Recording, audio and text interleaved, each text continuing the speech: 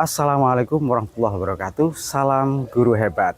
Saya Muhammad Fauzi, calon guru penggerak angkatan 7 dari SMA Negeri 1 Maron Kabupaten Probolinggo. Kembali saya akan berbagi koneksi antar materi pada modul 3.2 Pemimpin dalam Pengelolaan Sumber Daya.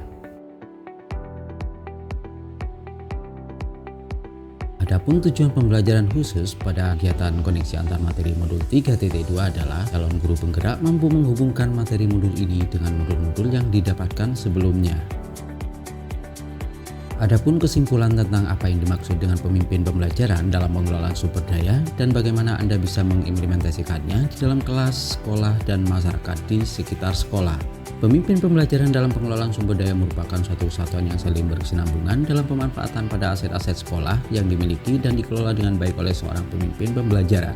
Pemanfaatan sumber daya yang ada di sekolah menjadi modal utama dalam membangun kekuatan atau potensi dalam ruang lingkup warga sekolah, lingkungan, dan masyarakat. Sumber daya yang terdapat di sekolah merupakan sebuah ekosistem di mana terjadinya interaksi atau hubungan timbal balik antara komponen dalam ekosistem, yaitu dalam hal ini adalah komponen biotik, komponen abiotik, yaitu unsur yang tidak hidup dan unsur yang hidup.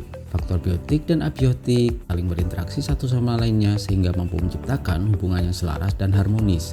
Dalam ekosistem sekolah, faktor biotik akan saling mempengaruhi dan terlibat aktif satu sama lainnya, seperti hubungan antara murid, kepala sekolah, guru, staf atau tenaga pendidikan, pengawas sekolah, orang tua, dan masyarakat sekitar sekolah. Sedangkan faktor abiotik yang juga berperan aktif dalam menunjang keberhasilan proses pembelajaran, yaitu antara lain adalah keuangan dan sarana prasarana.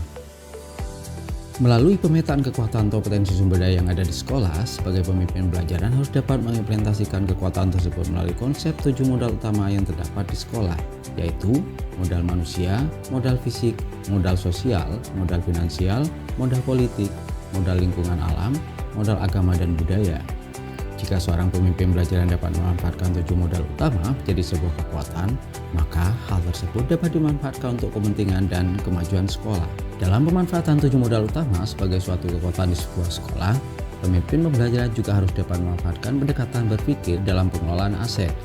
Di antaranya pendekatan berbasis kekurangan atau masalah akan melihat dengan cara pandang yang begitu negatif, memusatkan perhatian kita pada apa yang mengganggu, apa yang kurang, dan apa yang tidak bekerja. Kemudian, melalui pendekatan berbasis aset adalah memusatkan pikiran pada kekuatan positif, pada apa yang bekerja, yang menjadi inspirasi, yang menjadi kekuatan ataupun potensi yang positif. Contoh bagaimana hubungan pengelolaan sumber daya yang tepat akan membantu proses pembelajaran murid menjadi lebih berkualitas. Pengelolaan sumber daya yang tepat dan dapat mendorong pada proses pembelajaran di kelas menjadi lebih berkualitas merupakan bagian dari pengelolaan sumber daya yang ada di sekolah, yakni sekolah sebagai satuan pendidikan yang punya hak mengatur, melaksanakan, dan mengawasi kegiatan pendidikan agar efisiensi dan efektivitas penyelenggaraan pendidikan dapat tercapai dengan sebaik-baiknya. Sehingga sekolah sebagai komunitas dapat melakukan pengembangan komunitas berbasis aset yang dapat menitik beratkan pada kemampuan pengalaman, pengetahuan, dan hasrat yang dimiliki oleh anggota komunitas yang dijadikan sebagai kekuatan untuk maju dan berkembang. Sehingga sekolah dalam memanfaatkan sumber daya yang ada untuk mendorong pada proses pembelajaran di kelas menjadi lebih berkualitas. Maka sekolah dapat menerapkan model pengembangan komunitas berbasis aset, yaitu 7 modal atau aset utama ini merupakan salah satu alat yang dapat membantu menemukan sumber daya yang menjadi aset sekolah, dan ketujuh aset inilah dapat saling beririsan satu sama lainnya. 7 modal utama antara lain: 1. Modal manusia. Modal manusia terdiri dari kepala sekolah, pengawas, guru, orang tua, murid, tenaga kependidikan. Bagaimana memanfaatkan modal manusia tersebut dalam mewujudkan pembelajaran yang berkualitas? Sebagai contoh, pada satu sekolah terdapat guru yang memiliki keahlian di bidang kesenian. Maka sekolah membuat teater seni untuk menggali potensi dalam bidang non-akademik untuk mengikuti kejuaraan seni. Modal sosial. Pemanfaatan modal sosial dalam hal ini dapat melalui kerjasama dengan komunitas pendidikan untuk meningkatkan kompetensi guru, serta menjalin kerjasama dengan stakeholder dan masyarakat sekitar lingkungan sekolah. Modal utama yang ketiga adalah modal fisik. Modal fisik terdapat di sekolah adalah bangunan dan sarana prasarana yang dapat dimanfaatkan sesuai dengan bentuk dan pemanfaatannya. Misalnya, laboratorium komputer dapat dimanfaatkan untuk belajar mengenai teknologi dan informasi untuk meningkatkan pembelajaran berbasis digital. Modal lingkungan atau alam, yaitu di sekitar sekolah, merupakan modal yang sangat berharga untuk menciptakan pembelajaran menyenangkan, seperti memanfaatkan lingkungan menjadi media ajar. Adapun modal utama yang berikutnya adalah modal finansial. Modal finansial menjadi sangat perlu dipertimbangkan karena untuk mewujudkan pembelajaran yang berkualitas perlu adanya perencanaan yang matang seperti pembuatan RKS yang mendukung untuk keberlangsungan proses pembelajaran menjadi lebih berkualitas. Kemudian modal politik. Dalam modal politik ini merupakan kerjasama dengan pihak luar seperti dukungan dari pemerintah, desa, muspika, muspida setempat untuk menjalankan program-program sekolah. Kemudian modal agama dan budaya. Itu untuk membantu proses pembelajaran menjadi lebih berkualitas dengan adanya warga sekolah dan lingkungan religius. Adanya tokoh agama baik di lingkungan sekolah maupun lingkungan sekitar dan terlibat aktif dalam komunitas keagamaan dan budaya daerah setempat. Misalnya menyelenggarakan program sekolah yang menunjang peningkatan budaya positif dan pendidikan karakter dan menyelenggarakan kegiatan keagamaan dan melibatkan tokoh agama di sekitar sekolah. Adapun keterkaitan antara modul 3.2 dengan modul-modul lainnya adalah keterkaitan antara modul 3.2 dengan modul 1.1.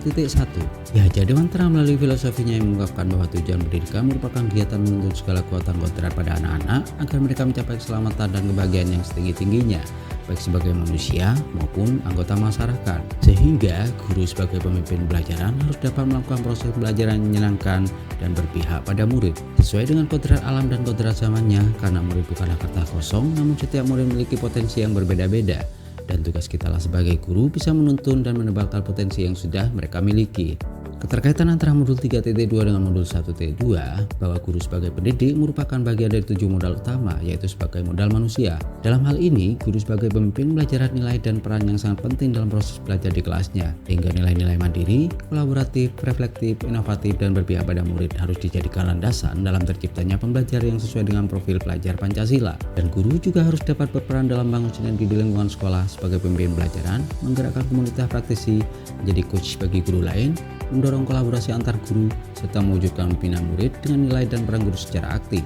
Maka akan menciptakan generasi unggul dengan memanfaatkan modal utama untuk menggali potensi murid-muridnya. Keterkaitan antara modul 3.2 dengan modul 1.3 bahwa guru sebagai pemimpin pelajaran harus memiliki visi guru penggerak yang berbasis inquiry apresiatif melalui konsep Bagja.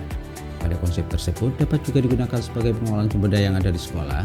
Hal ini sesuai dengan Coprinda dan Whitney yang menyatakan bahwa inquiry apresiatif adalah suatu filosofi landasan berpikir yang berfokus pada upaya kolaboratif menemukan hal positif dalam diri seseorang, organisasi, dan dunia sekitarnya, baik dari masa lalu, masa kini, maupun di masa depan. Keterkaitan antara modul 3.2 dengan modul 1.4 bahwa budaya positif di lingkungan sekolah merupakan budaya yang mendukung segala bentuk perkembangan murid dengan tujuan memanusiakan manusia dengan menerapkan disiplin positif, motivasi perilaku manusia berupa hukuman dan penghargaan, posisi kontrol institusi, keyakinan sekolah atau kelas, sehingga akan menghasilkan output dari peserta didik yang memiliki karakter kuat di masa depan. Misalnya, dengan melakukan restitusi akan menciptakan peserta didik yang memiliki karakter positif di masa depan. Adapun keterkaitan antara modul 3.2 dengan modul 2.1 adalah bahwa pembelajaran berdiferensiasi adalah sebuah cara dalam pelajaran yang sangat berpihak kepada siswa, sesuai dengan kesiapan belajar siswa dan profil belajar siswa yang berbeda sesuai dengan keunikannya. Sebelum melaksanakan pembelajaran berdiferensiasi, seorang guru harus sudah melaksanakan pemetaan. Dalam proses pembelajaran berdiferensiasi akan sangat dapat terwujud jika pemanfaatan sumber daya yang ada di sekolah seperti guru dan murid, serta modal lingkungan, modal fisik, dan yang lainnya dapat dimanfaatkan dengan sebaik-baiknya. Keterkaitan antara modul 3.2 dengan modul 2.2 bahwa pembelajaran sosial emosional PSE merupakan strategi atau cara seorang pemimpin pelajaran dalam melakukan kolaboratif oleh seluruh komunitas sekolah yang menekankan pada keterampilan dan pengelolaan mengenai aspek-aspek sosial emosional. Teknik mindfulness juga dapat dijadikan strategi bagaimana cara mengelola sumber daya manusia sehingga melalui tahapan tersebut potensi kecerdasan sosial emosional anak bisa berkembang secara optimal. Adapun keterkaitan antara modul 3.2 dengan modul 2.3 bahwa coaching merupakan sebuah strategi atau cara seorang pemimpin pelajaran untuk melakukan pengembangan pada diri anak dengan menuntun dan mendampingi anak. Untuk menggali potensi anak dan maksimalkannya, maka proses coaching memberikan kesempatan anak-anak berkembang dan menggali proses berpikir pada diri anak, yang di dalamnya terdapat coach sebagai pengembang kekuatan dan potensi pada coach sebagai lawan bicara. Keterkaitan antara modul 3.2 dengan modul 3.1 bahwa sebagai pemimpin pembelajaran dalam prosesnya akan selalu berhadapan dengan dua situasi, yaitu dilema etika dan rujukan moral yang dituntut pada sebuah pengambilan keputusan. Sebagai pemimpin pembelajaran dalam pengambilan keputusan yang baik, diharapkan pada pengambilan keputusan tersebut dengan mengedepankan keputusan-keputusan yang bermanfaat bagi seluruh elemen yang terlibat di dalamnya, yaitu dengan langkah-langkah pengambilan keputusan berdasarkan 4 paradigma, 3 prinsip, dan 9 langkah pengambilan serta pengujian keputusan. Prinsip tersebut sangat penting karena hal ini sangat terkait dengan pengelolaan sumber daya yang ada di sekolah. Bagaimana hubungan antara sebelum dan sudah mengikuti modul ini, serta pemikiran apa yang sudah berubah dari diri setelah mengikuti proses pembelajaran dalam modul ini. Saya sebelum belajar modul 3.2 tentang pemimpin pembelajaran dalam pengelolaan sumber daya masih sering fokus dan berpikir berbasis kekurangan. Hal ini menyebabkan tidak jarang perasaan yang timbul adalah perasaan yang pesimis dan negatif sehingga berakhir dengan sebuah kegagalan. Namun setelah mempelajari modul 3.2 tentang pemimpin pembelajaran dalam pengelolaan sumber daya, sudut pandang mengenai pemimpin pembelajaran dalam pengelolaan sumber daya ini menjadi berubah karena ternyata seorang pemimpin harusnya selalu mengedepankan pola pikir berbasis kekuatan atau aset, sehingga hal tersebut membuat kita akan berpikir lebih positif dan memanfaatkan sumber daya yang ada atau aset yang ada di sekitar sekolah kita. Demikian saya berbagi tentang koneksi antar materi pada modul 3.2, semoga bermanfaat. Akhirnya saya ucapkan Assalamualaikum warahmatullahi wabarakatuh. Salam guru hebat, guru bergerak Indonesia maju.